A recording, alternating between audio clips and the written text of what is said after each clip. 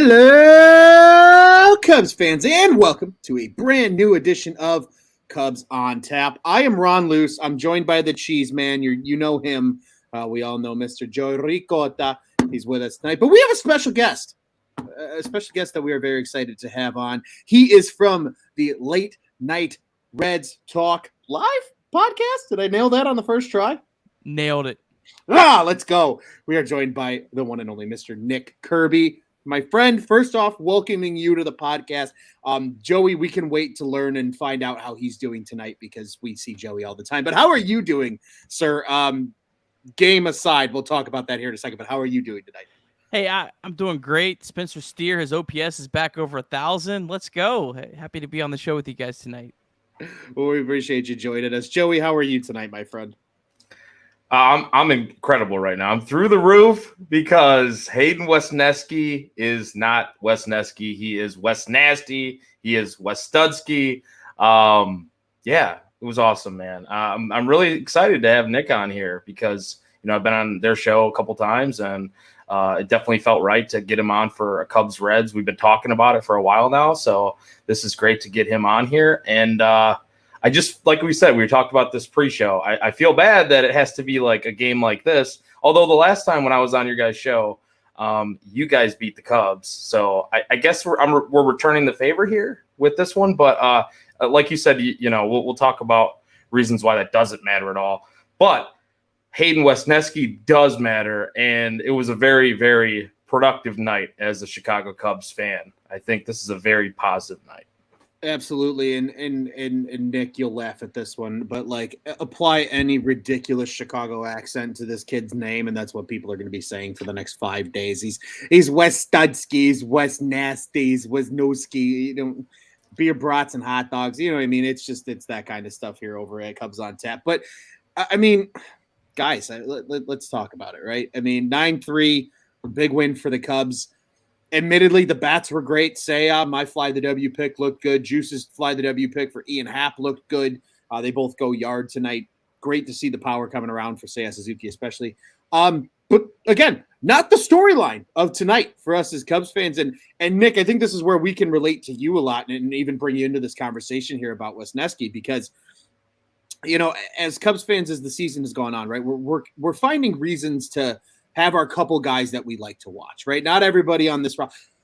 Rafael Ortega is probably not on this roster next year, for example, even though he actually had an okay night at the plate. But we are here looking at these guys for the future. Reds are in a very similar position, Nick, as you have seen. And we got to see a little bit of that with Wesneski tonight.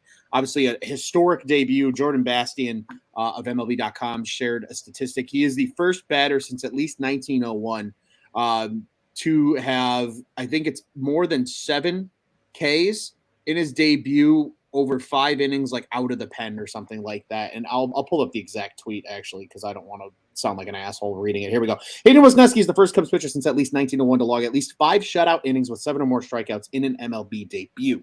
Wesneski obviously K'd 8 of the 18 that he faced this evening. So good night for him. Good night for the Cubs. Unfortunately, not so great night for the Reds. But Nick, again, something you can identify with us here, right? Like these young kids that you guys have coming up too for the Reds. Obviously, the huge trade that sent Winker and Suarez out to Seattle yielded a ton of top prospects for the Reds. I mean, you guys are kind of in the same position where, hey, it's not every night we're watching what's the win-loss. It's how did these guys who are part of the future do going forward? Yeah, I don't think it's very healthy at this stage of the year to be living and dying by the results of each night's game. But, I mean, for the Reds, there's probably 4 or 5 guys like Spencer Steer who just got caught up last week. He's doing really well. Some other guys like Jose Barrero not doing as well. Even a guy like Justin Dunn, who was one of the pitchers the Reds got in the Jesse Winker trade, looked good for a couple innings there. That's kind of been his MO, but he's coming back off of a year plus, being sidelined with an injury. So it's just looking at those players, the positives, trying to see which players are going to be a part of the Reds' next competitive team. Which for most Reds fans, we're not punting completely on 2023, but I think we're looking more towards 2024 as hopefully the start of a really good run of Reds baseball. Because for Reds fans, we've had a couple good teams here and there, but we haven't had like that long run. You guys just came off a long run, where you guys were in multiple league championship series. You guys were competitive year after year after year. And that's where I think the Reds are hoping to get. And that's where, I think there's positive signs that they can get there, if some of their prospects pan out and they're able to fill those gaps with, quality signings and, continue to get, quality undervalued guys like they did this year. They got a lot of guys and they flipped several of them at the deadline. Yeah, absolutely. And I know for sure, just watching, from afar as a Cubs fan, right? Kind of a similar message I think us as Cubs fans are having. I think there's a lot more optimism, I think, for the Cubs going into 2023 because maybe partially we kickstarted the rebuild a little earlier than the Reds did, right? Obviously, you guys were kind of in that late playoff push in 2021. You were right there hanging on, kind of trying to get that last wild card spot. Obviously, just the cards didn't fall the Reds' favor. And then we saw the off, right, in the offseason. Obviously, Wade Miley, who started tonight for the Cubs, was claimed off waivers. Suarez and Winker were sent out of town. Castellanos was let go walking in free agency. And that kind of really was where you guys kickstarted. Where, like, for the Cubs, for example, obviously it was the trade deadline, dropped the bomb. I still remember it like as yesterday. I couldn't feel my toes by the end of it just because I was so mentally didn't know where I was after all of it. But, I just hate you mentioning it right now. I know it's still painful to even think about, but I think that gives the Cubs maybe that little more sense of like 2023 is not like World Series or bust by any means, but it's like, hey, they're going to be fun to watch. They're going to cause a lot of headaches. Maybe they're a sneaky team that like kind of competes for that last wild card spot. But probably not much more than that. Again, like you said, though, with 2024 and beyond in mind, when some of these guys really start to come down the pipeline. And speaking of a guy that, you know a lot about, or at least decent amount about, Nick, being over there in Cincinnati, Wade Miley started tonight, made his literally, we were joking about it on before we all got on live here. 5 starts for the Cubs this year. He made his 5th tonight, but goes 4 innings, looked pretty good outside of some early trouble. Worked efficiently, only 2 walks, 6 Ks for him. Really just the home run is what beat him up, and obviously some defensive play early, which Joey, as you drink a beer, that's almost appropriate because I feel like we need beer after watching the Cubs play defense at times this season. So, but gentlemen, second base before Madrigal mostly, but yeah. Even after Madrigal, but still, it's just been one of those things. But Nick and even Joey, I mean, guys, I want to open the floor to you. I'm tired of hearing my own voice. Again, thoughts on the Miley start tonight. Nick, what you've seen from him in the past with the Reds. Do you think he's got a chance to stick with the Cubs next year? Do you think he moves on? I think there's a lot we can discuss with the Wade Miley crossover here between Reds and Cubs fans. I mean, this is a big couple weeks for Wade Miley, in terms of how much he's going to get paid next year. Right now, it'd be hard to see him getting anything substantial. Wade Miley is making $10 million this year. The Reds said that no one wanted to trade for him, so essentially, he's not worth more than $10 million on the market. That's probably fair or close to it. So, I mean, for him, he's got to have a big, last couple weeks here to make some money. He's a quality pitcher. I feel like last year was the absolute best case scenario for Wade Miley. He's not going to repeat that. Does that mean he can't be a good pitcher? No, absolutely not. But he's had a lot of injury concerns. He's getting older. If I was the Cubs, I mean, I think Wrigley's a pretty good park for him. I feel like he'd play well. Going to have to shore up that defense around him. Wade Miley relies a lot on his defense. And, you guys saw in the first inning how it can kind of go haywire if you're not playing good defense behind him. And the Reds saw that a little bit last year, too. They had a game in Colorado last year that was, ball was thrown all over the field. And it was rough. And he, I think, didn't make it out of the 3rd inning. And his ERA at the end of the year would have looked a lot better if not for that one game. That's how good he was last year. It's not taking it away from him, but yeah, I mean, I if I was the Cubs, I'd be, interested in bringing him back, but I wouldn't want to be paying him a lot of money, and I'd be penciling him in more towards the back of the rotation than counting him even as like a 3. I mean, I think he's probably more of your back end, eating innings, giving you quality innings, but that's when he's healthy. Mm-hmm. Joey. That's been the tough part, obviously. I was cracking up earlier on Twitter when I said something about the quality of life. When Jed Hoyer was in the booth tonight, he was talking for about 30 minutes on mic. And the Cubs had a great inning, like put together. I think it was only 2 runs actually in that 6th inning, but they really made it feel like an eternity at the plate for that half of the inning. And Jed Hoyer said something about Wade Miley improving the quality of life every time he takes the mound, just because of his speed. Every time he gets the ball, he just tosses it. He's very fast paced in his delivery and just the way he works. And obviously, it was on full display tonight. And I said something like that. I quoted it on Twitter and tagged Nick in it. And he's like, "Oh, good to see the Cubs have only had 5 days of quality life this year," or something like that, or something like that. And I was like, "That's an incredible response," because I wasn't even taking a shot at all. But I was like, "That's hilarious." But Wade Miley, man, yeah, like you said, I think a cheap deal. Like if the Cubs are going to go that route next season, a cheap deal makes sense, and I don't think he's going to make that much. Like Nick was saying, I don't think he'll cost you that much because of the injury issues and because he's been out for most of the season this year. So how can you really rely on a guy like that? To be honest, it's kind of a battle between. I mean, I know there's the mutual option with Drew Smyly, but Drew Smyly or Wade Miley, like, is there a battle there between those two of which one's coming back next year for the Cubs? Because I feel like one of those two probably makes a lot of sense at the back end as a 5 or 6 starter, because you're going to want, Justin Steele, Keegan Thompson, Marcus Stroman. You still have Kyle Hendricks, Hayden Wesneski tonight, full display.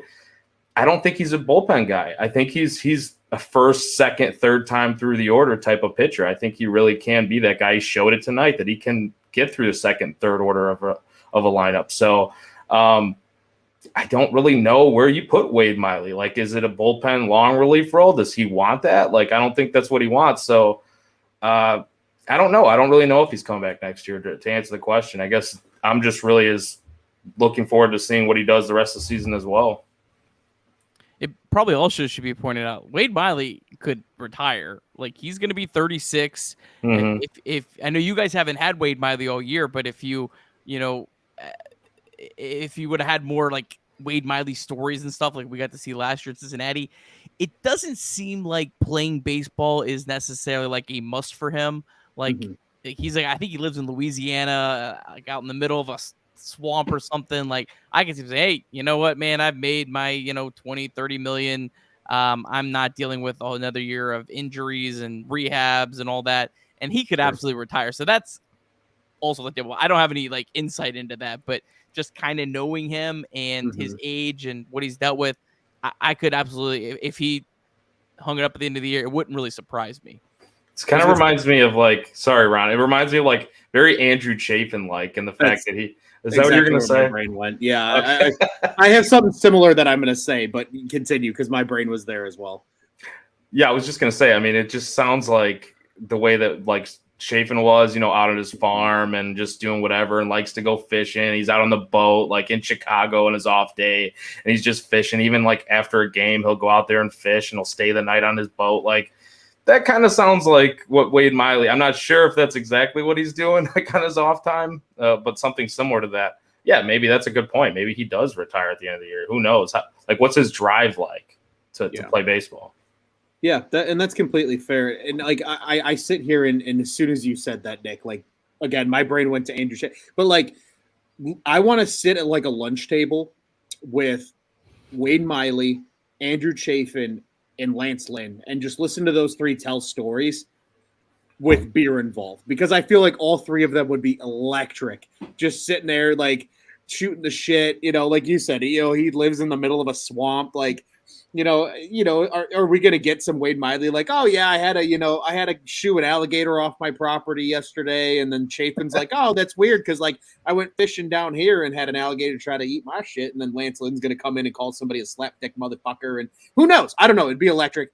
Alek Manoah, throw Alek Manoah in there too. Oh yeah. Get him there too. I honestly, again, the more that baseball puts personalities on display, it's just going to be better for the game because then you have these kind of conversations where like, let me sit down with this, and this guy and just listen to them. Like, I don't even need to speak. I just want to be there. in the moment while these guys have conversation. But kind of a transition using Wade Miley here, as Jeremiah says here in our comments. He said Wade Miley just said he was the opener. And I saw this quote before we jumped on from Megan Montemurro. They said he walked into the press room and he looked at everybody. He's like, why you guys here want to talk to me? He's like, did you just see what the kid just did? He's like, I was just the opener. So an electric quote from Wade Miley to so Wade Miley. So Dude, Marquee teased the fuck out of me before we came on here. So I was watching a little bit of the Marquee post game, just like a little bit while I was letting the dogs out on my phone. Yeah, I was watching on my phone. But anyways, doesn't matter. They teased me because it said Benny's toast to the game. I think it was like right after, like immediately after the game. Benny's toast to the game. And they said Wade Miley. And then they said Hayden Wesneski. And I'm like, don't tease me. Everybody knows it's Hayden Wesneski. Why would you do that? Like, I was like, are you serious? You're not going to give him the toast of the game?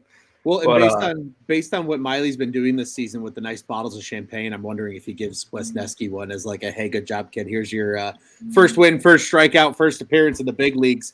Good on you for having a good debut. But Nick, if you don't mind, let's talk about what Wesneski did. And I know you tuned in for the game. I admittedly had to miss a little bit of it, which I was terribly sad about. But I've got it recorded, and you better believe I'm going to rewatch it.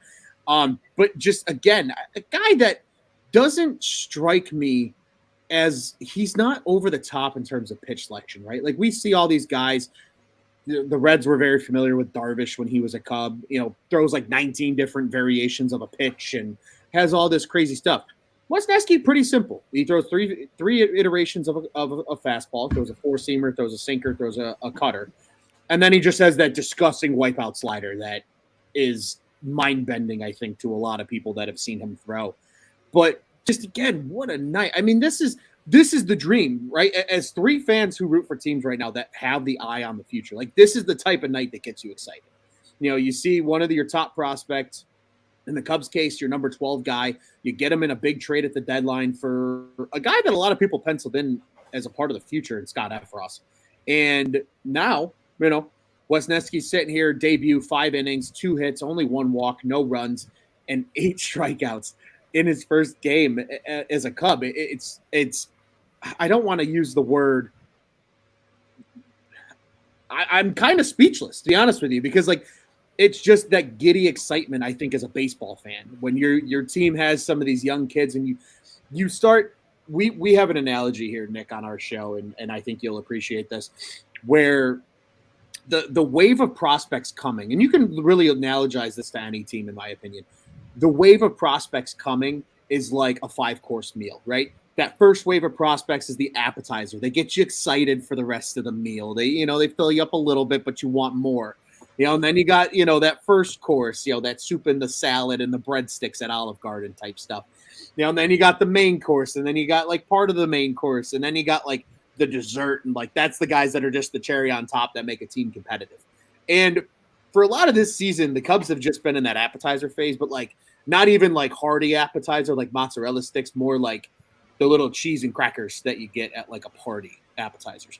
Hayden Wesneski tonight kind of felt like the mozzarella sticks. You know what I mean? Like this is the first real arm that the Cubs have in the system that has been deemed, because Killian admittedly came up, struggled a little bit, right? We're not sure what we're going to get out of Caleb Killian. He's been really good at AAA. I encourage any Cubs fan to follow at Voice of Cohen, Alex Cohen, play-by-play guy for the Iowa Cubs, does a great job.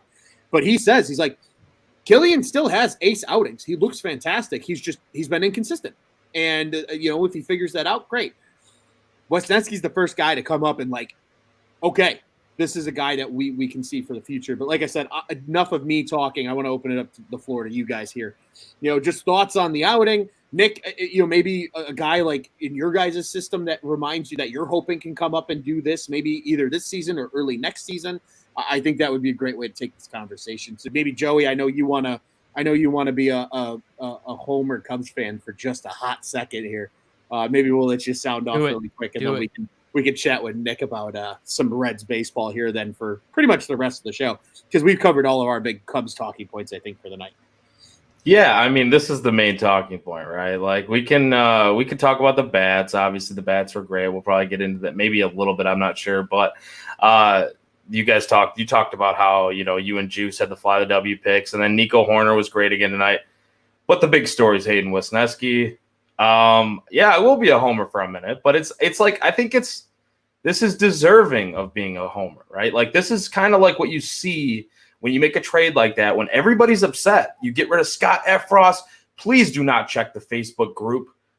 The Facebook groups, the Chicago Cubs fan groups, do not check those ever. It's never healthy. We're talking about not being healthy. That's not healthy at all. Do not check those. Scott Effross should not have been traded, according to every single Cubs fan in those group chats. When you can trade a high leverage reliever that, yes, has a little bit of funk to him, but he's only really had 2 years of success, not even 2 full seasons years of success. Jeez, can I talk? Try you do it. Fast, yeah, don't. I'm never trying that again. Hayden Wesneski is a legit piece. That is what you traded for. Is what you think that you were getting was a legit starter arm. Obviously, they're trying to start him out in the pen to kind of limit innings and limit the pitch count a little bit. Kind of did that his last time out at Iowa, too. He only had to 56 pitches, got through 5 innings. Very efficient tonight. Very efficient. I don't even know what he finished at with his pitch count, but I know he was still in the 50s in his last inning of work. And no hits allowed, 4 1/3. No hits allowed until, they, like Nick was talking about Spencer Steer, the OPS climbing over 1,000 there. He wasn't giving up anything. He looked untouchable. That frisbee slider, and actually, Ron, I know you didn't even mention this as one of his pitches. He mixed in a decent little changeup there. He did. And I was got a big strikeout late on that changeup too. I think it was to a lefty. Yeah. Fraley. Mm-hmm. Yeah. So I was like, whoa, okay. If he could throw that against lefties, I mean, that's something that we haven't been able to see from when healthy, a guy like Edward Alzolay, right? So, and I know, he's probably going to be reserved to bullpen duty if he comes back, and he's climbing his way back. He had a decent outing too, that maybe we can touch on later, but Wesneski, man, like you watch the Pitching Ninja GIFs, however you want to say it. Try saying that again. GIFs, okay. Whatever. It doesn't matter. I'm just excited, dude. I'm really excited to see. I know I don't want to get overly pumped because I know Nick's on the show and we're doing a crossover show, but I will say this is like one of the guys that you think can be a top of the line rotation arm, whether it's a 1, 2, 3. Like if it's a 3, great. You'll take that all day long. And if they want to use him out of the bullpen for the rest of the year, that's fine too. I know there's going to be a little bit of competition in the rotation next year, but if he keeps pitching like this, man, 8 strikeouts, what's the competition? I mean, really, like even Marcus Stroman, as great as he is, the only guy that offers that strikeout upside that is currently in the rotation is Justin Steele. Yeah. So I love, Stroman put up the 0, 7 innings, 6, 7 innings, put up the 0s, give up 1 run, whatever, great outings. But this is the type of guy that he can just motor through a lineup if he pitches like this consistently. And it's just cool to see, man. And a guy's debut, go out and do something that a guy that nobody's done in a Cubs uniform since dating back to 1901, like you said. Just really cool to see. Brother in the stands, family in the stands, going nuts.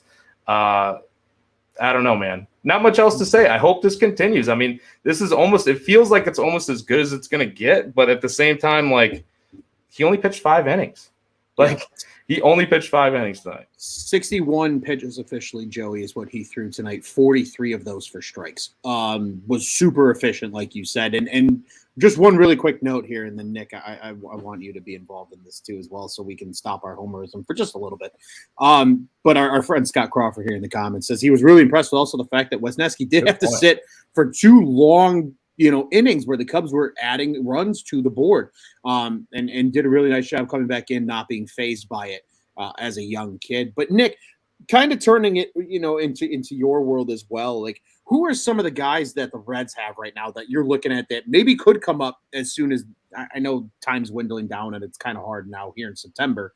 Really, though, I think the only reason we're seeing Wesneski is because of the Steele injury, if we're being honest. But who are some of the guys that you're hoping could come up and kind of make this sort of similar debut, either maybe somehow in September if there's an injury, or more looking toward next year, April and May kind of time frame? Well, first on Wesneski. I think you need as many of these type of guys as you can because he looked great. Reds have a lot of guys that kind of fit that mold, but some are going to pan out, some aren't. So get excited about them. You want as many of these type of players, and I agree with Joey completely. When you got a reliever, you got to flip them as soon as you can, especially if you're not competing that year. Always flip your relievers. I was most impressed with that he only walked one hitter. That was the most impressive to me. Not to take it away from him, but the Reds' bottom 4 hitters are all striking out like over 36% of the time. So some of the strikeouts might be inflated a little bit, but not walking anyone isn't. And the Reds have actually been a pretty good team of late, being patient at the plate. So him coming out, throwing strikes, Reds have a guy, Nick Lodolo, who you guys are maybe familiar with. Throughout his minor league career, was known as elite control. Never had any issues. What guys? His first start, he couldn't find the strike zone. So it's hard, man. Your major sounds league like Killian to come out and just dominate the strike zone, throw strikes. Have the courage to do that. So that was the most impressive thing to me. As far as the Reds, I mean, most of the Reds prospects are like June 2023 is like the earliest time frame. Brandon Williamson, who was part of the Winker Suarez trade, is in AAA. I think he might get called up to make a couple starts at the end of the year. He's had a very, very inconsistent season in the minor leagues. But the Reds have a bunch of double headers, and I think that's maybe where they're saving him for, is when they have a bunch of double headers in September. Kind of call him up to where maybe it's not as as much pressure. We're not calling him up, putting him in the rotation. We're going to call him up for a double header here. We'll maybe send him back down, call him up for another double header, maybe kind of ease him in that way. But most everyone else, Matt McLain, I could see maybe, because he was a college bat, if he had a monster spring, he could make the team. But the big guys, Ellie De La Cruz, it's hard to see any way he's hip here before June. And then the other guys are probably more 2024, maybe even into 2025. So that's it's definitely, like you were talking, it's definitely going to be a wave with the Reds.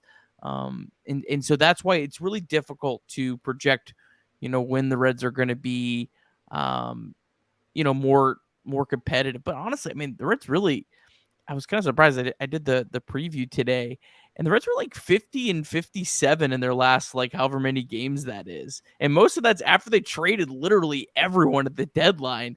And so, like, they really haven't been that terrible, even though the roster doesn't look very good at all right now. So, yeah, I think they're playing competitive. The schedule's eased up a lot. Do you guys have like a all NL Central schedule in September and October? The Reds only play 2 games against a non-NL Central team the rest of the year. Yeah, it's pretty similar to that. Yeah, so actually, it's really not that NL Central heavy. I feel like we had a really NL Central heavy, like, kind of middle of the summer almost. There was a couple of times, like, actually in August, we were just coming off where it was Brewers, Cardinals, and then Brewers again. Like, for, help me do math, Joey, 11 straight games. It was just NL Central. Like yeah, it was a lot. And then actually, technically, this is continuing that run, because the Cubs just got done with the Cardinals too this past weekend. So it's been a lot of NL Central baseball. I know we see you guys again pretty much to end the year. It's 6 games, 3 at Wrigley and then 3 at Great American to close out the year with the Reds. Fighting for a draft pick. Or we are. Or higher draft odds now, not probability. Yeah. Right. But then we also got 4 with Pittsburgh toward the end of the month. But that's about it. We see a lot of the NL East, actually. A series with the Mets, a series with the Marlins, a series with the Phillies, and then 2 NL West teams with the Rockies and Giants. A lot of spoiler. That's fun. Yeah. Hey, that's at this point, that's all we can hope for is. Yeah. I would love, because I have cousins that live in Georgia, big Atlanta Braves fans, would love to see the Cubs somehow spoil it for the Mets and let Atlanta jump to the top of the NL East. Would not be mad about that whatsoever. Kind of hoping that happens. So that's kind of where our schedule is. But I mean, for you guys too. Okay, this is where I think we can all be friends. Tell me, Nick. Do you agree with the fact Cubs had a winning record against the Brewers this year? Are the Brewers for real, or are they just like some make-believe team in the NL Central that thinks I thought you were going to talk about another team in the Central, but Now, fuck the Cardinals. We'll get to them later. But dude, they have devil magic. They're not. It's not even fair. They're doing sorcery stuff. Like you can't even compete with that. We've got a co-host here, Nick, our buddy Tyler. He likes to say he's not saying it. Well, he said it officially after now that we don't see the Cardinals anymore. But he's not saying it all season. But he's been saying it that Pujols is on PEDs. But that's neither here nor there. Some wild stuff going on there, man. Wild stuff going on there. None of it makes sense. That's the problem. It doesn't. None of it makes sense. So the Brewers, I wouldn't say that they're fluky this year because I think they do have a really good team, and that pitching is just so stupid good. Yeah, that's the thing. However, I think the Brewers are headed full speed ahead towards a rebuild, and maybe it's not next year, maybe it's the year after. That team doesn't spin. The Reds outspin the Brewers most years. I don't think anyone realizes that. If you look through, like, this was the first year I think the Brewers had outspent the Reds in like 10 years. And the Reds were tanking almost. Not tanking, but, I don't know, close to it. Tanking. They were You could say it. They were tanking in the second half. I don't think they were tanking in the first half. Fair. So, but I think I mean, you look at their finance, you look at how expensive these elite starting pitchers are going to get. That's why they already traded Hader. That Hader trade was 100% about cutting salary for next year while he had value. So I guess I would hedge on that. I'd say I think they're pretty much for real this year. I think they're a playoff team. I'm really fascinated to watch them with the Padres, kind of if they're the last two fighting for a spot because they made that trade. I think that's just fun, be a fun storyline to kind of watch. But I don't think they're for real long term, and I think they're gonna. I'll do a hot take. I think in the next 5 years, the Brewers have a 5th place finish in the NL Central. That is literal mad music to my ears, Nick. That is up there today with a meme I saw in our Slack chat of like things that made my day. So I truly appreciate that because we needed it after a chaotic day like today. But Joey, I mean, help us out here. We got a question in the comments. Actually, this is kind of toward Nick, which I actually love. Scott from Iowa is our guy, Nick. You'll come to love him as well. He's a real one. Yes, it's a really good question here tonight. He says, is David Bell back next year for the Reds? Because he was thrown out late in the game. I think it was like it was a strike actually, too, which was really weird.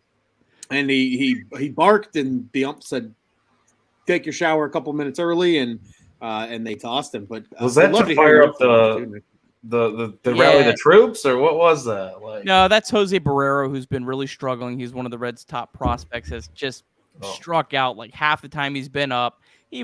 That was we're gonna lose. I'm done with this game. Hey, and I'm gonna go out and I'm gonna show Jose that I've got his back. I think that was what it was all about. David Bell, 99% of his ejections are he's I think trying to show the team that he has their back.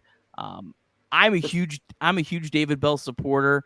I think I would be absolutely stunned if he's not back next year.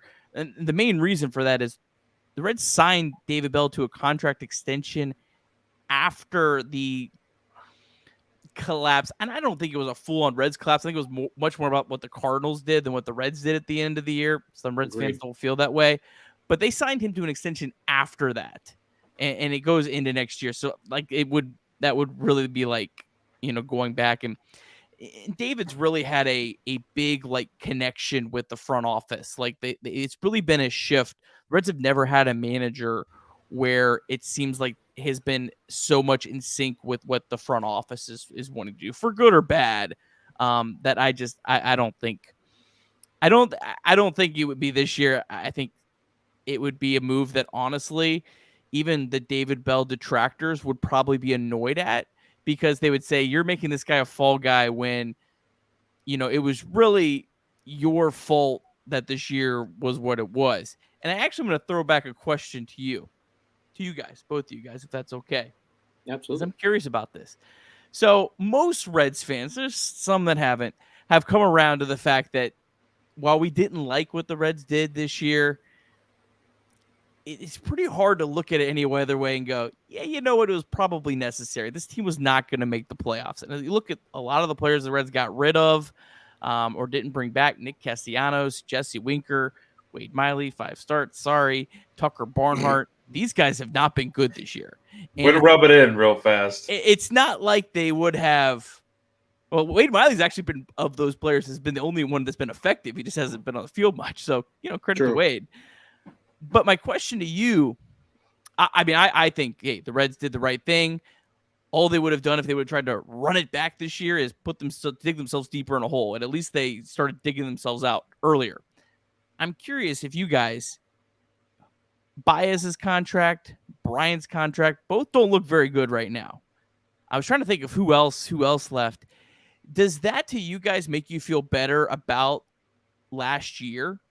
Because from afar, I think the Cubs 100% made the right decision last year, as painful as it was after what all those guys did, bringing a World Series and all that. Mm-hmm. I think they did the hard thing, and I think they made the right call. What do you guys think? Go ahead, Joey. Oh man, it's I love this question, and it's so refreshing to hear that somebody from outside that's not a fan, that obsesses over this team and gets pissed when they lose and gets happy when they win every single day, and talks about the ownership group, or talks about Tom Ricketts, or talks about Jed Hoyer in a negative light, like he wasn't a part at all and no part in the World Series championship run. Like he was just a little puppet behind Theo Epstein. He had nothing to do with any of that. It's so refreshing to hear you say that was the right move. Now, do I agree that they should have gotten rid of all three of them? The main core, like Anthony Rizzo, Baez, Bryant? Not necessarily. I don't think they had to go that route. But you look at the trades they made, you look at how it's played out to this point, and there's a reason why I'm not a general manager. Like, there's a reason why they did what they did. And there's a reason why. Like, look at Alexander Canario, right? Killing it, hitting bombs left and right in the minors. Just got called up. That was the Chris Bryant trade. Caleb Killian, rough outing, obviously, or rough appearances at the big league level, trying to work on command. He's been dealing with walk issues and stuff at AAA. But then you got Kevin Alcantara, the Rizzo deal. He's like, he might be a better prospect than Brennan Davis. He's not ranked that way, but he might be a better prospect than Brennan Davis. And then now you look at the other one with Baez. PCA is our top prospect. I don't think if you ask any Cubs fan right now who the top prospect is, any rankings list, you probably see PCA's name right at the top. And that's just the way things have shifted. So did they make the right move? Who's to argue at this point? Like, prospects don't always pan out. We know that. There's going to be some that hit. There's going to be some that miss.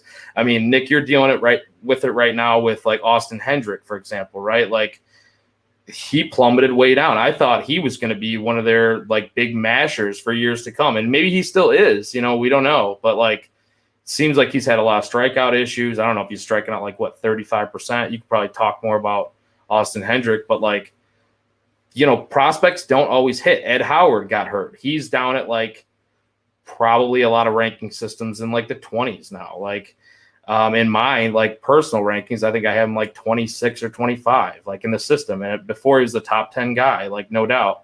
So, I don't know, man. It's a lot of hit or miss, like, with these prospects. But did they make the right call? And, like, would these guys have accepted anything less than top dollar? We don't know. Like, they already denied, like, I think they made the right call with Javier Baez because he wanted more money than what they offered him originally, and he didn't get that. With Rizzo, he got a decent deal, and he's going to have to opt out. With Bryant, he might be opting out anyways. Bryant, I mean, I don't know. I don't want to go too far in detail. I'll let Ron talk about it a little bit, but, like, yeah, man, like, kind of like with the Reds, like, now you're looking at it, you're like, maybe they made the right call. Like, maybe we shouldn't be as upset as, like, originally thought. I think a lot of people look at things very reactionary at the time. Yeah, absolutely. And, you also learn this, Nick. Joey likes to take every single word out of my mouth when we're talking about the same point, and then I have to find new things to talk about.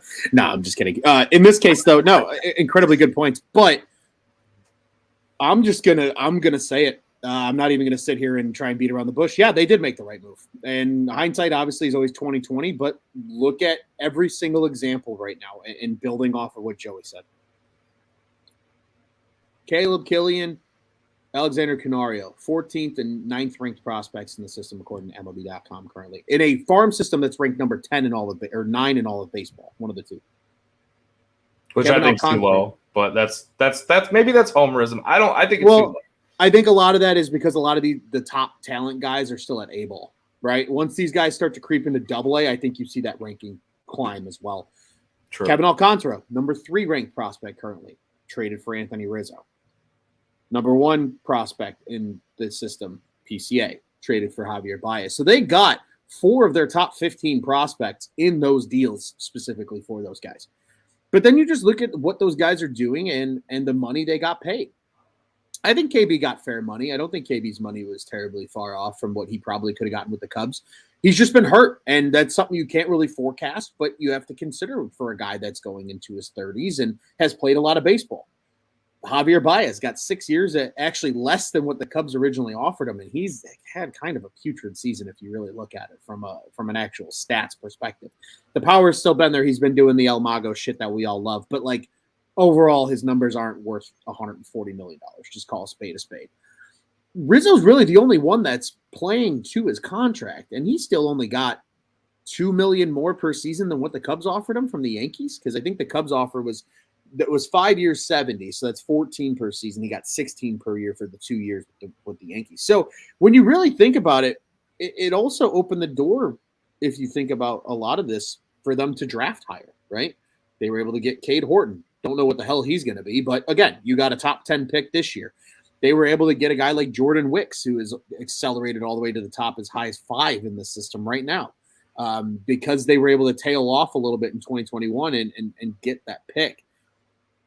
I think the Cubs absolutely made the right move. Obviously, there's a lot of the fan base that's kind of pissed off that they haven't spent more money, and I think that changes this offseason. But when you look at it, we always talk about it here on the show. If you can start to churn out so much prospect talent that you don't know what to do with it, you become the Dodgers. You become a team that can deal from your prospect depth, go fill holes with guys that are established names, and just continue going. And that's how you stay competitive for a long time. But in order to get that infrastructure, you got to build that pipeline first, and that's what they've done. So, I love those guys. If I was to see Javi or KB or Rizzo at a bar, I'd buy them their first beer in a heartbeat. Wouldn't even be a question. But looking at it from what would you do if you're the general manager, none of those – they lost 14 games straight in 2021 to fall out of the playoff picture. That's what caused the sell-off. If that was the team that people were expecting to come back and win another World Series, clearly they weren't it. So you got to blow it up and try again. That's just the nature of the beast. So I agree with you. I think we're all on the same page here that it was the right move. It still hurt like hell. But at the end of the day, you got to do what's right for the organization. They weren't in a position from prospect capital to, be there yet if they continue to hold on to these guys. That actually, in my opinion, accelerated the rebuild, truthfully, from we'll hang on to them and try and win some games versus now it's like, hey, fuck it, we're just going to blow it up for 2 years, but we'll see you guys at, end of 2023, beginning of 2024, when this thing's churning and maybe they start winning some meaningful games.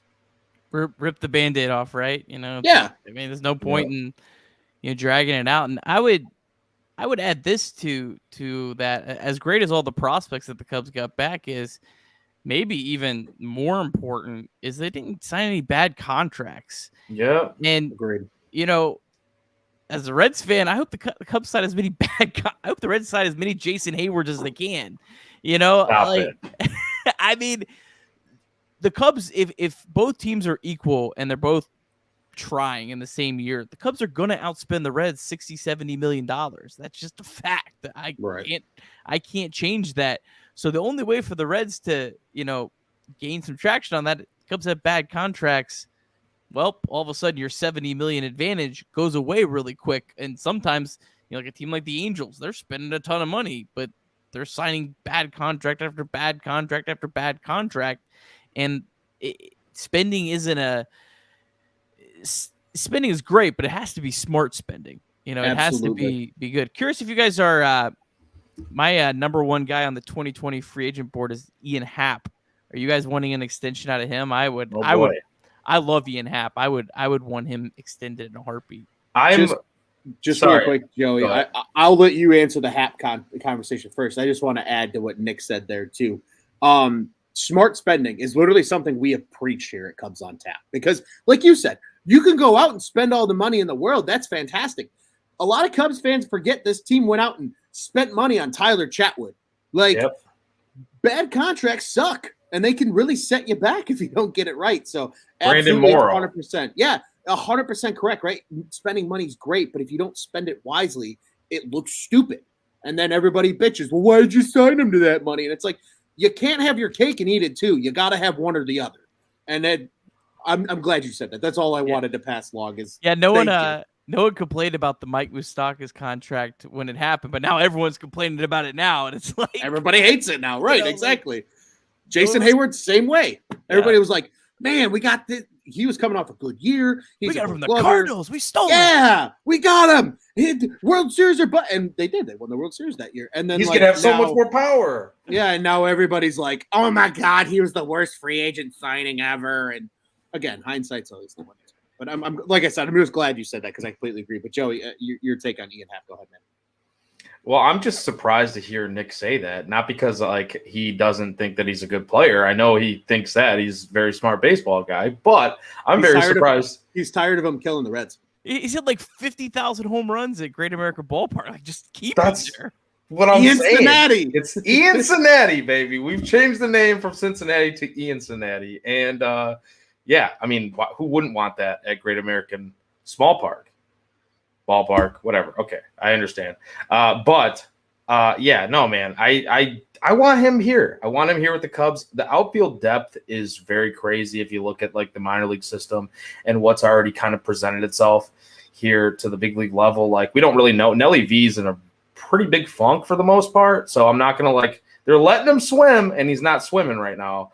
So I'm a little bit nervous about the Nelly V thing, but he needs to make an adjustment. He does have massive power. There's still a lot of guys coming through the system. The top ranked prospects, even the guys that are pretty close, like Brennan Davis and Alexander Canario, those are outfielders. So there is a question of whether or not the Cubs are going to re-sign him, even though this timeline seems to be a little bit more sped up. I don't think they're that far off. I really don't. Like you said, Ron, spend money this offseason. And like Nick said, you got the $70 million advantage over some of the other teams in the division, so it shouldn't be that far off. This rebuild sped up. I really do believe that. But, keeping Ian Happ around, I think he's such a big part of what the Cubs are doing right now and making it even seem like it's sped up that you can kind of bridge that gap a little bit. Maybe it's not a full-blown extension of 6 years, something crazy like that. Maybe it's a 3-year extension, That's fine with me. I'd be more than happy with that. I think he deserves that. I think going into next season, if you're going to compete next year, truly, you make some offseason additions, you're going to compete next year. Ian Happ has to have a season like he's having this season with the Cubs, which is what we've kind of always thought with him, right? We thought this was in there. And the most underrated part to me is the defense, which I don't know, we don't talk about enough. His left field defense has been really, really freaking good.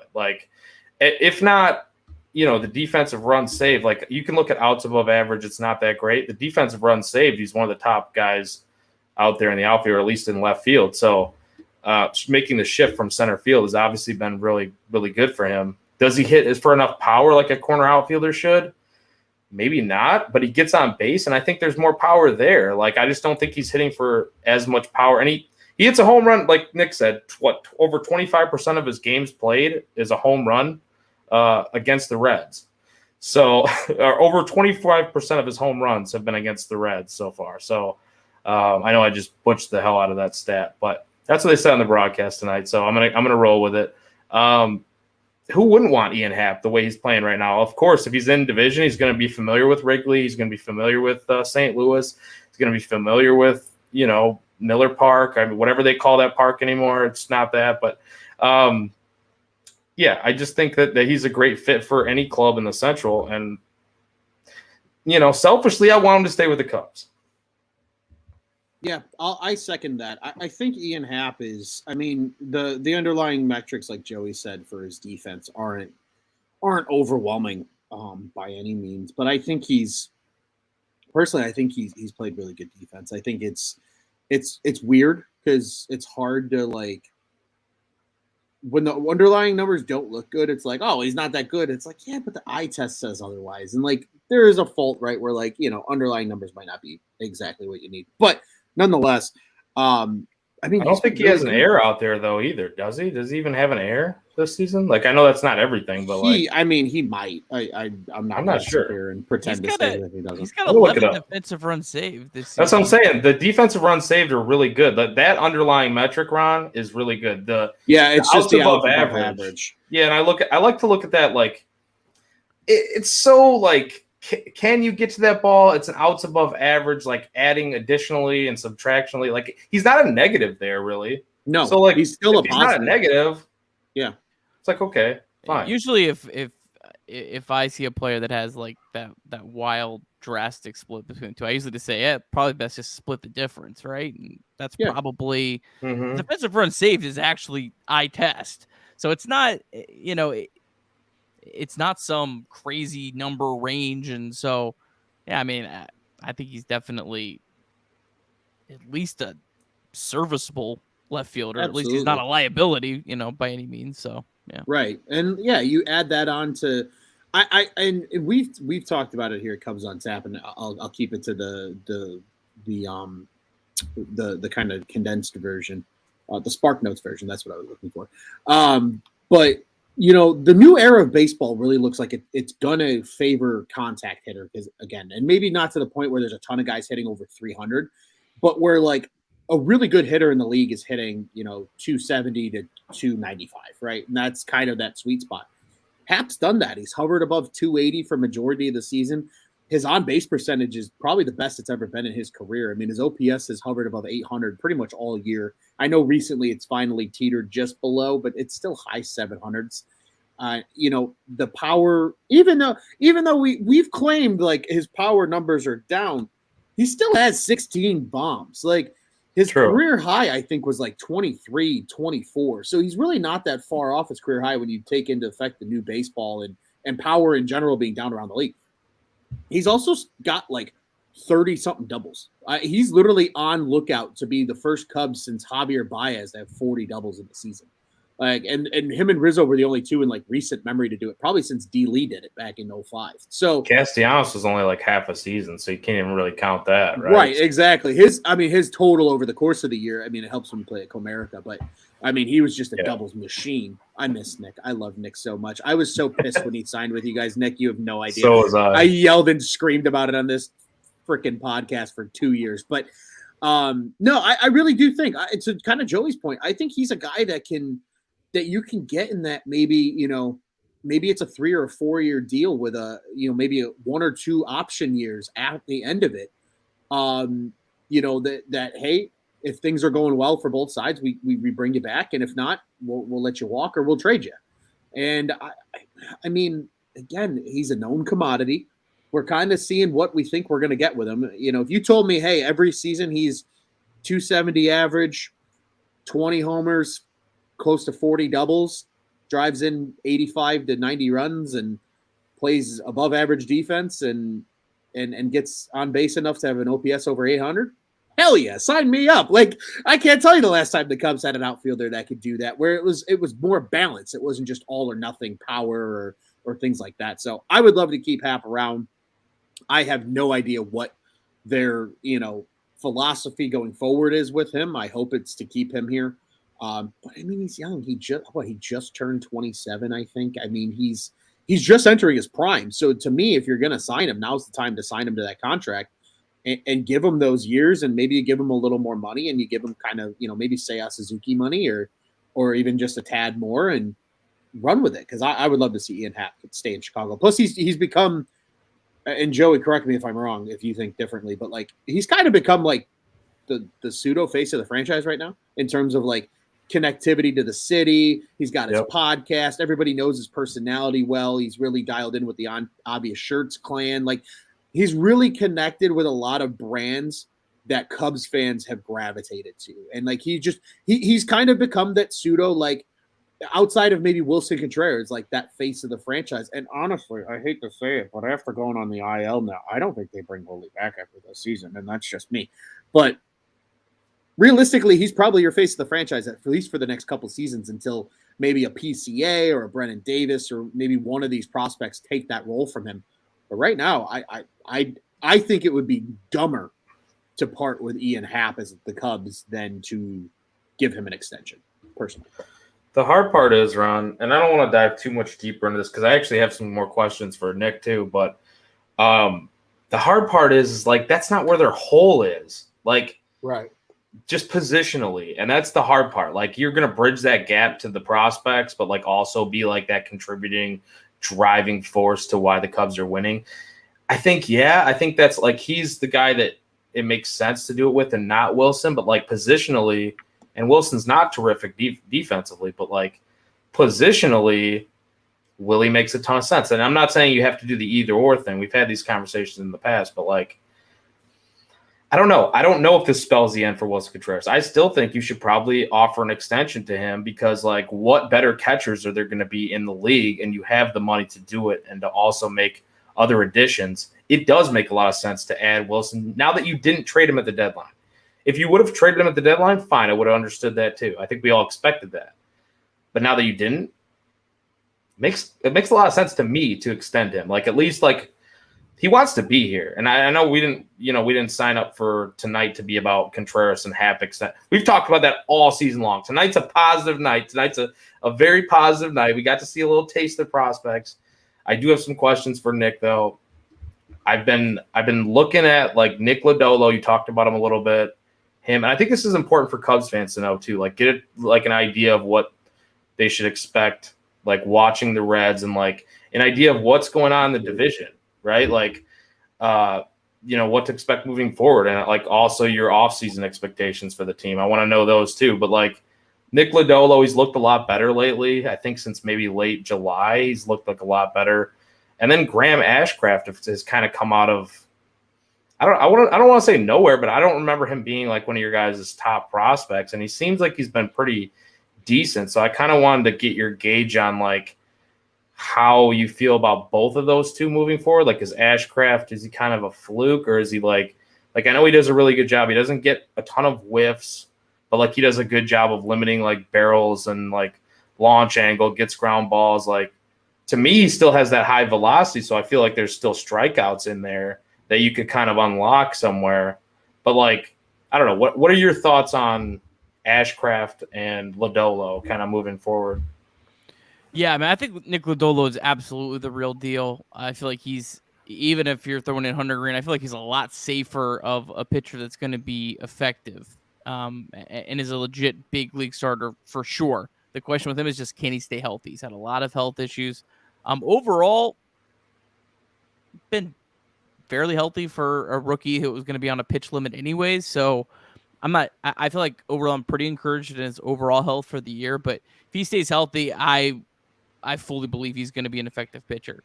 Graham Ashcraft, I mean, I really like Ashcraft. I think he's going to have to get some more swing and miss, especially in the ballpark that the Reds play in order to continue to have some success.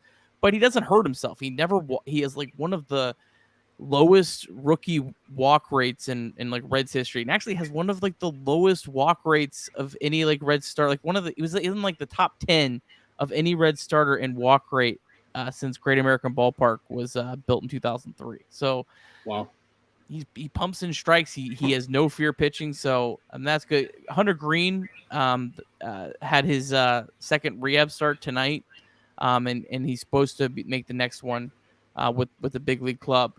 Hunter Green's still got quite a bit of ways to go, but he's so young. He's so much younger than the other two. He's only 22, and there's like only like 6 or 7 pitchers that are like have thrown like 60 innings that are that young. I always like to, people will tweet me, "Oh, Hunter Green, he's a bust," or something of that nature. And I'm like, did you know Jacob deGrom was drafted at the age that Hunter Green's at right now? Like, he was finishing his senior year at Stetson University. Like, yeah.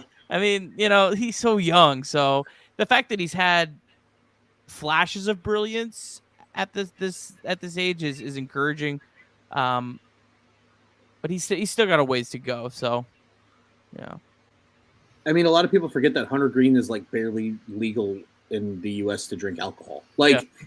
And he's already pitching in the big leagues. Like, Truly, like, I think just really quick, because I know Joey has more questions. Like, I just think a lot of people forget that, like, baseball is historically a sport where most guys play from like age 25 to 35. Not rarely do you see guys make the big leagues before they're 25. Like, you have to be elite at what you do to make it that early. And like, and Hunter Green, even though the Cubs got to him a little bit this year when they have seen it, is a pain in the ass. Like, not every pitcher throws 105 and can go 6 innings. Like, that's superhuman. Well, that's what I was going to say too. When he said like there's only 6 or 7 guys, I thought he was going to say there's only 6 or 7 guys that can throw the ball as hard as Hunter Green throws the ball. Because there's a lot to unlock when you can throw the ball that hard. Like, there just is. If you can hone it in, if you can control it. It's not just control, right? It's not just like walks. It's command. Like, you cannot throw a fastball right down the middle and get away with it. Just at this level, you just can't do that. And I'm not saying that Hunter Green was doing a lot of that, but I feel like a lot of it's probably just building off a pitch mix and also command too. Like, there is some of that, but I don't know. Like, we'll see what happens. I think Hunter Green is somebody definitely to watch out for. Like, I'm glad that you mentioned his name. All right, I got one for you here. So he's one of 2 pitchers in baseball that are 22 or younger this year that have thrown 100 innings. Him and Reed Detmers. That's it. That's gross. Yeah. So, I mean, like, so, like, he's not supposed to be where he's at right now. So, he was drafted out of high school. I think he was 17 when he was drafted. I mean, for him to have a handful of starts where you can go back and you can watch it, he was absolutely dominant. Like, he no-hit the Pirates into like the 7th inning where it's lost the game and didn't give a hit. But, it is what it is. But that's just how dominant he's been at times. And other nights he's been completely off. But that's what you're supposed to do when you're 22 years old in the big leagues. Right. Yeah. Right. I mean, that's a great point. I feel like we've had this conversation before, Nick, and I want to kind of transition a little bit to I want to hear your thoughts on Alexis Diaz too, but like, that's kind of like whatever, you can toss them out there, just say he's excellent, whatever. I know you think that. So, and he is. But Nick Senzel, we've talked about Nico Horner on your show about being like, if he can only stay healthy, We've been screaming it from the rooftops here at Cubs on Tap. Nick Senzel, what's going on, man? What's going on with Nick Senzel? Because he seems like he's healthy, or is there something else going on? Like, I don't know. What's up with Nick Senzel? He's always like mildly hurt, but this has been his first year of relatively decent health ever, and he just hasn't produced at all. I mean, he's like 27, I think. So, I mean, at some point, like, he is what he is. I don't want to ever call a guy a bust. These guys are playing hard and they're working, and, there's always time. But, Nick Senzel's a guy we've been talking about. He's not going to get non-tendered this offseason. But if he doesn't have a good year next year, I think the Reds could non-tender him at the end of next year. Like, I think it's been that rough. I mean, he doesn't have one season where he's been even, like, I think his like career high is like an 80 weighted runs created plus. Like, I mean, he's got the talent, it's there, but it's just, and I don't know, it's probably the injuries that probably had a big contributor to him, because he was hitting really well all throughout the minors, but it just, at some point, it is what it is, and I'm, losing a lot of faith. And that's disappointing, because he was, the number 2 pick, from the first rebuild. The Reds were tanking, and but Jonathan India was the number 5 pick. Reds have had other guys that were picked later, and they've worked out. So it just, sometimes it is what it is, and I don't know what to say. I love how you find a way to spin that back into a positive. But, Jonathan India was 5 pick. That's what we have to do here at Cubs on Tap. So that's where like we are so similar, I feel like, and with, ownership and fans being upset with ownership and just where the state of the team is. Also, last question, Ron, because I know you got some stuff you want to go over too. Last question, like, what are your expectations for the Reds this offseason? Like, what do you want them to do? But then what do you also expect them to do this offseason? I'm probably way different than 99% of Reds fans, but I mean, I don't want them to be going out and signing any contracts that have the risk of being a bad contract. I'm not against signing a multi-year deal if it's like a really good value deal. Like if they could find a player that they're getting a great value on, that they're not feeling is going to be a big long-term risk, then sure.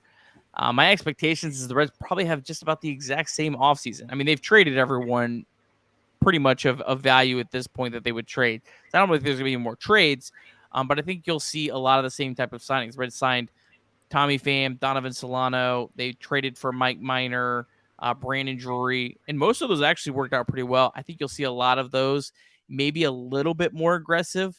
I could see the Reds going out, and I think it'd be more like if the Reds went out and spent like a 1-year, $30 million deal on a player that isn't worth that than them going out and signing a big long-term contract. Because the Reds, Joey Votto and Mike Moustakas' contracts end at the end of next year's the last year.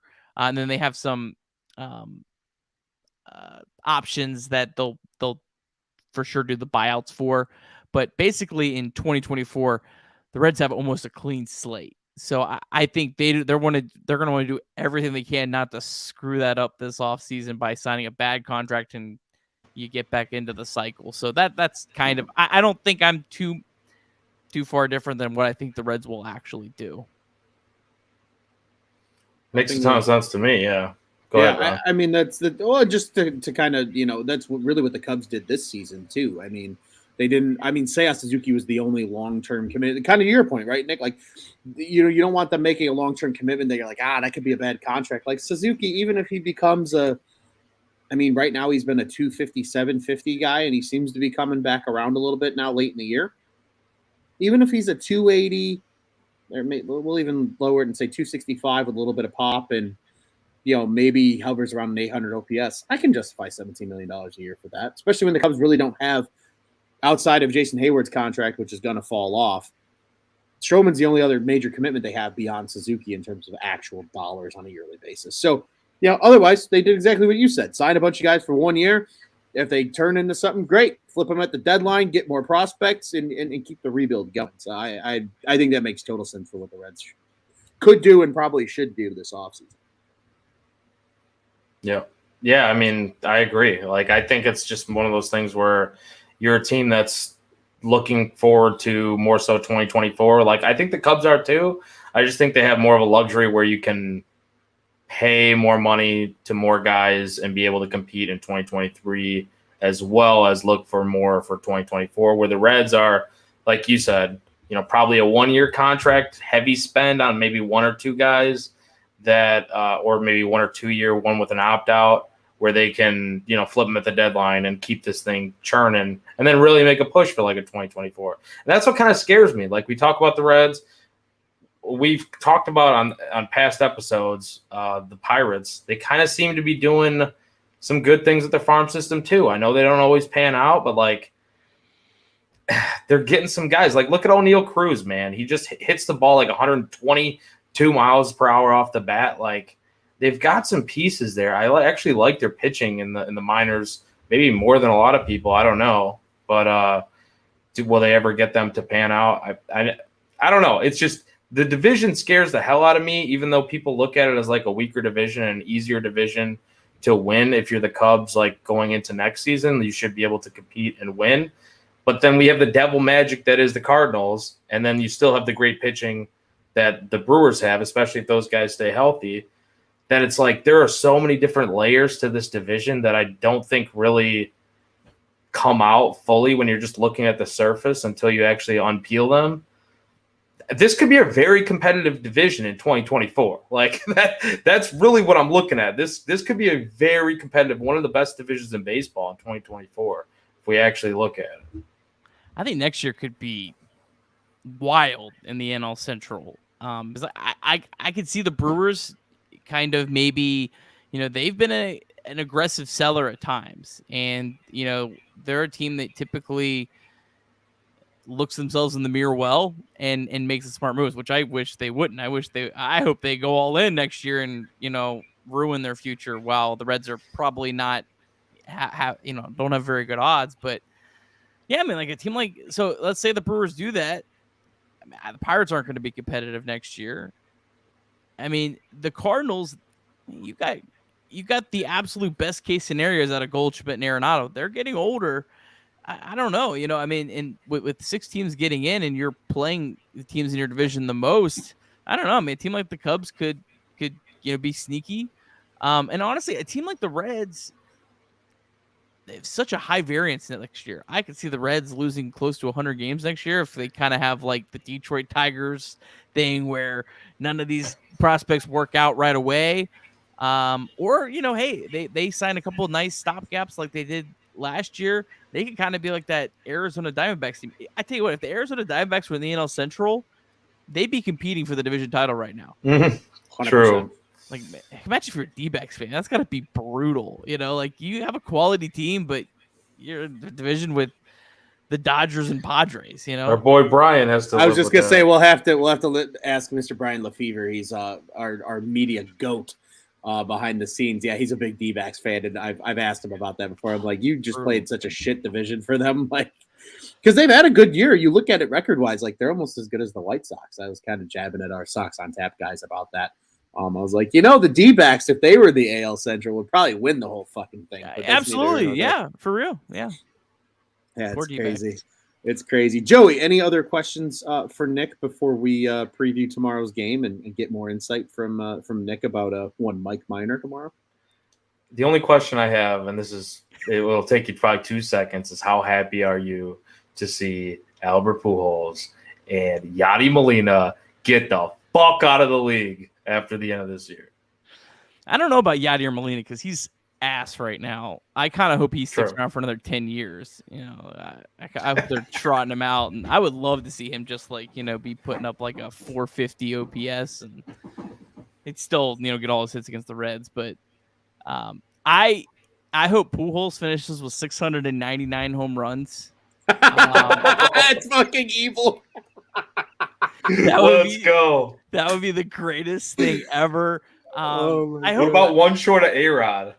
What would be awesome? I think they pretty well locked up like a playoff spot. It'd be kind of awesome if they had like the reverse of last year where they're kind of tanking and like Pujols like stuck on 699, but he's playing just terrible. And they're like kind of in this tough spot. Do we play him? Do we play for the division? And it like creates this whole that's what I'm rooting for. It's been a sad year that's what I'm rooting for, but yeah. One more follow-up question. I had this argument, and I might have told you, Ron. I had this argument outside of Murphy's with a Cardinals fan between games, maybe it was after the second game. I don't know, that doubleheader game that we went to. I recall. Yeah, well, I don't really recall much of the second game, but I'll just say that. Murphy's, I wasn't talking much that second game at all. I was a little tired at that point. The second game, outside of Murphy's, whatever, I was talking to this guy. I remember this conversation. This is all I remember. This guy, I said, who was better? Don't lie to me. I said, who's better? Yadier Molina or Scott Rowland? And the guy said, Yadier Molina. I'm sorry. I don't know. I want to hear your thoughts, Nick. I'm not even going to tell you what I think. I think you probably know what I think. Yadi Molina or Scott Rowland? I mean, I feel like it's Scott Rowland. I hate saying the words in Yadi's defense. It feels like I should go take a shower, but it's so hard to quantify like Yadier Molina. Like he's a below average hitter. So it's hard for me to ever take a below average hitter, as great as he might be with handling the pitching staff behind the plate. It's really hard for me to take a below average hitter over a guy that was an elite hitter in the game for, I don't know, a decade. Look at his defense. His defense is incredible too. Third base. So it's like you can't even play the defense except for his last year when he was with the Reds. And, had an error that cost us a playoff series. And you're really stuck in between. I forgot about the Reds days at all. I totally forgot. He was great in 2010, and then his last year, like he should have retired. And Dusty, God bless him, kept running him out. The Reds had Todd Frazier, finished third in Rookie of the Year voting, and he kept playing rolling over him. So yeah, I feel bad because Scott Rolen's a great player, was a great personality, easy to root for, and then just the way he went out was just such a knife in the heart that it was But yeah, I'm taking Scott Rolen over Yadier Molina. Let's go. Even though he disappointed you guys, I appreciate that. Yeah. I thoroughly enjoyed the Todd Frazier flashback as well. Thank you for that. That was a fun one to kind of go down that alley really quick. I know how our friends over on the South Side feel about Frazier, so that's why I. Hey, he had great years with the Reds, and the Reds got rid of him while he was still good, and they did nothing for anyone else. So the Todd father. The Todd father. Well, Nick, as we always do at the end of every show, we always preview the next game. So we're not done talking baseball just yet, but I do want to let everybody know that our Cubs and Reds go to battle again tomorrow. It's another 6:40 start in the Central Time Zone, Eastern Time Zone, 7:40 start from beautiful Wrigley Field. For those like Nick in the Reds market, you can listen on WLW 700 and watch on Valley Sports Ohio. And you know the drill in Chicago at 670 The Score, WRTO 1200, and Marquee Sports Network. As we mentioned on the bump for the Reds, tomorrow is left-hander Mike Minor. He is 3-10 on the season. Yikes. With a 5.98 ERA, double yikes. But like we talked about before, all of us jumped on the show, he's an innings eater for the Reds this year, and he's done that. But for the Cubbies, complete opposite name on the mound. It is Javier Assad, the young right-hander on the bump. Still 0-0 on the year. Hasn't picked up a win yet, but just a .90 ERA in his limited work thus far with 6 Ks. This will be his, we're going to carry my mat, third start for the Cubs this season. So, gentlemen, I will open the floor to you. Nick, would love to hear from you first. Thoughts on tomorrow's game? What should Cubs fans expect from Mike Minor? And hopefully we can return the favor with what you guys should expect from Javier Assad. And, do you think the Reds have a shot tomorrow? Obviously, that's always a fun question to throw out there. But, my friend, floor is yours. Mike Minor's been okay, I guess, over the last couple months. I think since July 1st, his ERA is 5.2, so it's not as atrocious. He at least typically gets the Reds into the 5th or 6th inning, which when you have so many young pitchers, you don't always have that, and the Reds use a lot of relievers tonight. So, I guess. Sure, they have a shot. I don't know. The Cubs hit lefties. Hit or miss. Hit or miss, yeah. It's it's honestly just, you never even know who they're going to hit on a nightly basis. Hopefully they let Nelly V swim, right, Joey? Yes. Let Nelly V swim. And actually, Nelly V needs to swim. I think that's the main thing. Because he hasn't been swimming much lately. And I really want to see it. I think there's something to be unlocked there. I think Assad has been terrific. He hasn't been striking out a bunch of guys or anything, but he's kind of managed his way out of tough situations, which you like to see out of a starting pitcher. It scares me, though. Every time he gets guys on base, I'm like, oh, boy, this could be a bad inning here. 0 outs, base is loaded, or 2 outs, base is loaded. He'll walk the guys loaded. I think he did that in Toronto and then kind of wiggled his way out very early on in that game. So Javier Assad it can be kind of a roller coaster, but to this point, he's been pretty impressive the way that he's been able to kind of maneuver out of those things, out of those sticky situations. So, Nick, you brought up the strikeout rate to some of the Reds hitters. I think maybe if we're going to see some more strikeouts out of Assad, maybe it comes tomorrow. Maybe wishful thinking too, but I think he does have some promising stuff that I don't know if he's a starter down the road, but I think he's a guy that could be a decent reliever, maybe a guy that eats 2-3 innings out of the bullpen. So I think, and that's valuable, right? That's pretty valuable to your club. So I'm intrigued to see what Assad brings tomorrow. And hopefully there's a ton of righties in this Cubs lineup. You should be able to hit left-handed pitching very well. I think with Mike Minor's track record this season, they should have no problems beating him up. And I said that about Patrick Corbin and still turned into somehow they did have a little bit of trouble with him. So you never fucking know. It's just baseball. Find out which way the wind's blowing, and that's probably how the night will go for Mike Minor, because he's fine other than he gives up a lot of home runs. So if the wind is blowing out, I would feel very confident if I was a Cubs fan. The wind's blowing in, that could work right into Mike Minor's wheelhouse. So honestly, that could really, he's the pitcher that is going to matter as much as anyone else. The Reds, I will give safe again, against a right-handed pitcher. Today they had their left-handed lineup out there. It's a little better, K-wise. A lot more contact guys like TJ Friedel's hitting really well. Jake Fraley's been hitting really well. Both left-handed batters who are typically only platooning. So, not gonna be as, I think, strikeout heavy tomorrow. But you never know. I was going to say, Wisniewski faced a lot of righties when he came in the game, which benefited him a ton with that slider. But that's you could tell that the lineup was not put together for him tonight. So that was very big for him, I think, in his debut. Yeah. Yeah, and just to add a little bit about Assad, too. I mean, in his first 2 starts, Joey, like you mentioned, worked himself out of a lot of jams. Opening start against the Cardinals, I actually got to be at that debut game. That was pretty cool. 4 innings of work, 4 hits, 4 walks, 3 strikeouts. So, again, nothing spectacular. But, again, didn't allow any runs. Did the same in Toronto. Just 2 walks in Toronto, 1 strikeout, and 4 hits over 5 innings of scoreless ball. And then he gave up his first run of the season in an inning over the weekend against the Cardinals. But in that inning, only gave up 2 hits, and then he ended up striking out 2, didn't walk anybody. So, again, to Joey's point, maybe this is a guy that in the future is better off in the bullpen. He can kind of burn himself out a little more in 1 inning of work. Maybe the strikeout numbers are higher. Maybe the walk numbers are lower because he's not trying to work around the zone, what have you.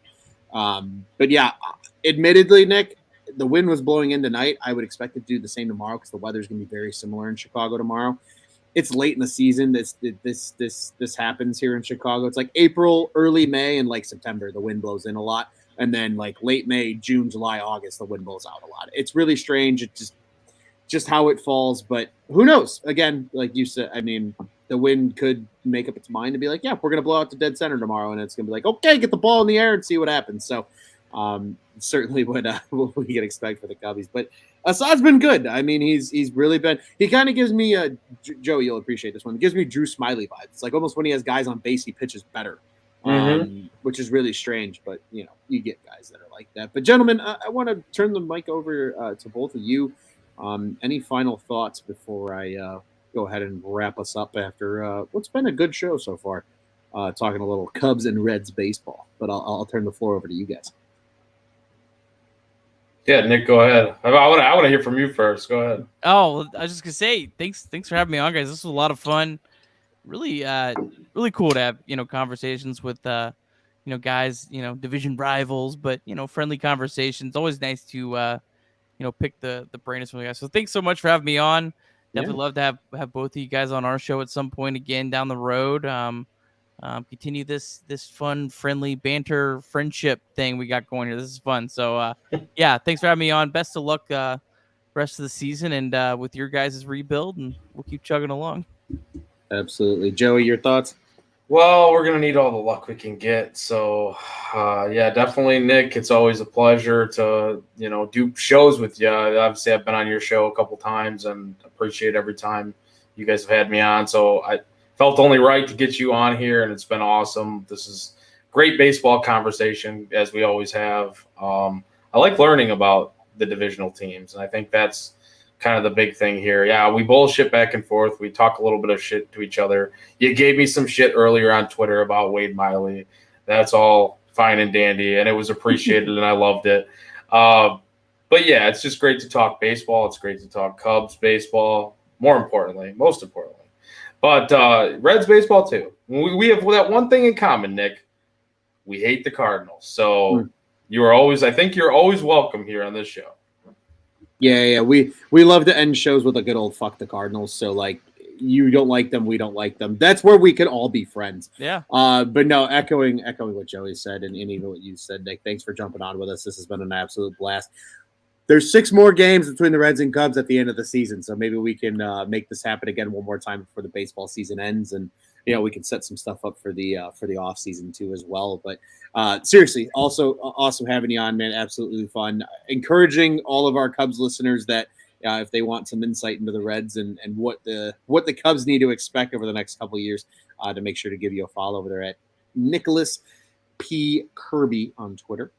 And also follow the Late Night Reds Talk live clan and all the fun. So we'll definitely be in touch. This won't be the last time. We'll have some crossover episodes, hopefully in the near future. But gentlemen, Joey's used to this. He's probably sick of hearing me say this. I do this at the end of every show, but I do have to remind everybody that Cubs on Tap is the official Cubs podcast of the On Tap Sports Network. You can check out all of our great work over at www.ontapsportsnet.com and at OnTapSportsNet on social media. People can follow our pod-specific accounts. We are at Cubbies on Tap. That's CUBBIES on Twitter and Instagram. I am at Loose on Tap on the Bluebird app. Joey's at Joey Knows Nothing. All of our other great contributors as well at Juice on Tap, at Teddy Freddy 270, at Brandon MK, and at Bulls Guy Rob over here on the Cubs side. Be sure to follow at Nicholas P. Kirby on Twitter. And what is the Late Night Reds Talk Live Twitter account, Nick, for anybody that's interested in following you guys? Yeah, it's at Late Reds. And hey, smash that like button for these guys. 5-star reviews on Apple Podcasts. Yeah. Let's go. Yeah. Appreciate the plug, man. And yeah, absolutely. And likewise for you guys as well. Hopefully some of our fans follow you guys and get back and forth in some fun debates on Twitter, because that's always a good time. That's why we do it in the first place. But not only do we do Cubs here at On Tap Sportsnet, you guys know the drill. Bears, Bulls, Blackhawks. We got it all. Bears on Tap, guys. We'll be recording tomorrow. You'll probably hear my ugly mug on that show. And I don't know about Joey, but you'll hear him as well at some point. And yes, Cubs fans, you know the drill. We all have friends that like the Southsiders. They're struggling. They got late night baseball right now out in Seattle. Be sure to give them a hug, but also send them over to our boys at Sox on Tap. They do a great job covering the boys at 35th and Shield. So once again, OnTapSportsNet.com, at OnTapSportsNet on social media, the OnTap Sports Network. Go ahead and check out what's on tap in Chicago sports. Gentlemen, an absolute pleasure. This was an absolute blast. I can't wait till we get to do it again. But Nick, like we said, we get out of here the only way we know how at Cubs on Tap, with a good old fuck the Cardinals and a let's go Cubbies. And I would love to hear your best iteration of a good old fuck the Cardinals to round us out. All right. Hopefully no one's watching it. I usually try to keep my shows PG, but fuck the Cardinals just for you guys. Yes! And let's go Cubbies.